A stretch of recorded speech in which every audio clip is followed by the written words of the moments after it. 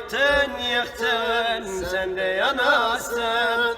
Bir gün olur devran dönerse gel, geçen günlere bakıp ağlarsın.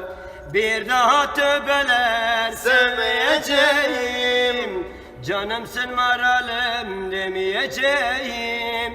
Şu İzmir'i yakıp yıksalar bile, inan sana geri dönmeyeceğim. Yanasın yanasın, hain yanasın. Beni yaktın yıktın, sen de yanasın. Bir gün olur devran dönerse gel, geçen günlere bakıp ağlarsın. Bak neyledin de bana böyle, kalmadı umudum seni görünce.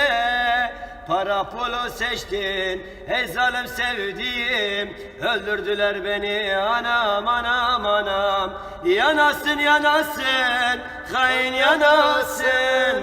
Beni yaktın yıktın, sen de yanasın. Bir gün olur devran dönerse gel, geçen günlere bakıp ağlarsın.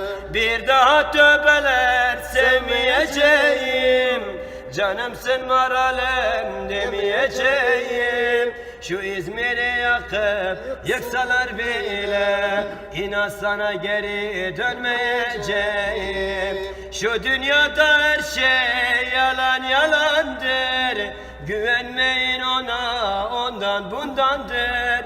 Çok sevdim anam, bak eller aldı, öldürdüler beni anam anam anam. Yanasın yanasın, hain yanasın. Beni yaktın yıktın, sen de yanasın. Bir gün olur devran dönerse gel, geçen günlere bakıp ağlarsın.